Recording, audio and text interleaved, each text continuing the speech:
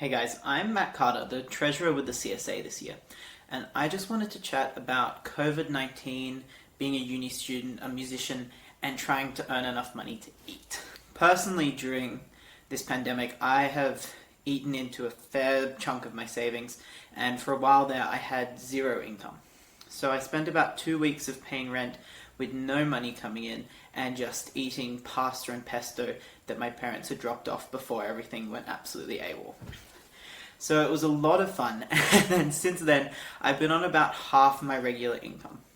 So I had a little chat with Sue Newsom, the Associate Dean for Student Life, and she pointed me in the direction of a really good link on the University of Sydney website. It's quite hard to find if you're looking straight up, so the link will be posted in the comments. So from this link, I discovered a few things. The 2019-2020 bushfire bursary that university set up has now turned into the 2020 COVID-19 relief and resilience package. So there's a whole stack of money that the university has to help students who are struggling financially. Now, for 2020, unusually, students can actually apply for more than one financial hardship bursary, which is really good news if you're really struggling. Each bursary is up to a maximum of $2,000. And from that, you should be able to have a little bit of a helping hand from the uni to at least pay rent and eat.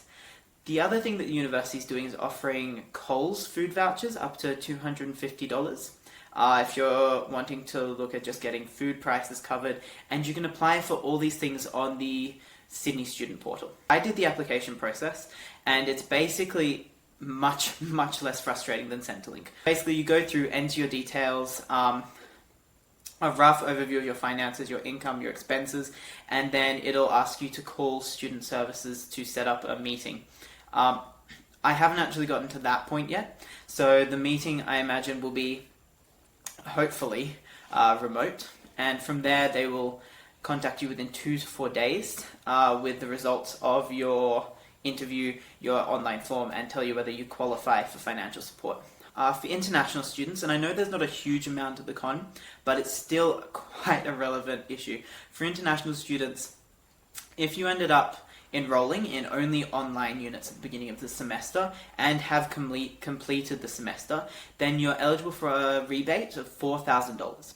There's no application, the government will send that straight to you. If you're an international student and in deferred semester 1 for semester 2 of 2020, then you're eligible for $2,000 rebate. That will also come through to you with no application.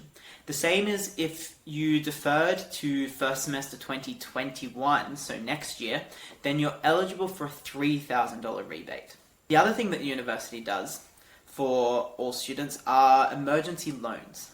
So these loans are up to $1,000 and can be repaid interest-free for 12 months or until you graduate, whichever is sooner. So really, it's just a helping hand.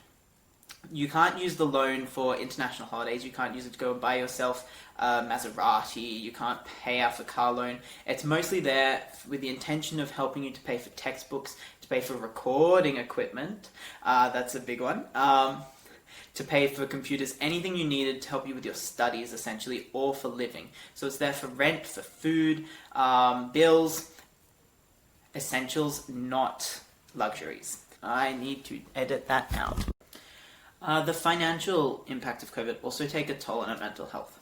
So I had a couple of weeks recently where I just kind of zoned out to the world. My brother was diagnosed with COVID, my housemate had to get tested a couple of times, my trumpets got stolen and then returned, found in a bathroom at St. Leonard's Station.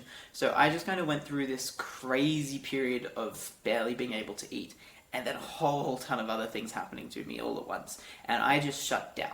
So I barely scraped through the weekly homework required. I just kind of dragged myself to class, turned on the screen and went, I'm here. Was waking up way later than I normally would. And that's okay. But if you're struggling because of financial reasons or because of any other stresses, please seek help. The university has support systems through the CAPS, Counselling and Psychological Support Services from memory, and their link is below as well. They're offering online sessions. The university has responded really well to trying to support student mental health. Beyond that, there's also Beyond Blue. There's the usual string of government and non-government support networks. Several links are also posted below. Please, please, please reach out. If you have any financial questions, I know Centrelink is an absolute just figure out. They're horrible. The process is dehumanizing and it makes you feel lesser. If you need any help with that or have any particular questions, message me through the CSA and I'll try and get back to you. I've done about 3 different applications since COVID began to try and get through with limited success. But I think I understand the processes pretty well and what's involved. And if I don't know the answer, I'll try and find you someone who does.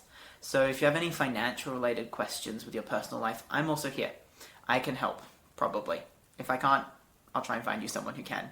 So I'm about to have loads of time on my hands once exams are all finished. So please, hit me up. I need friends.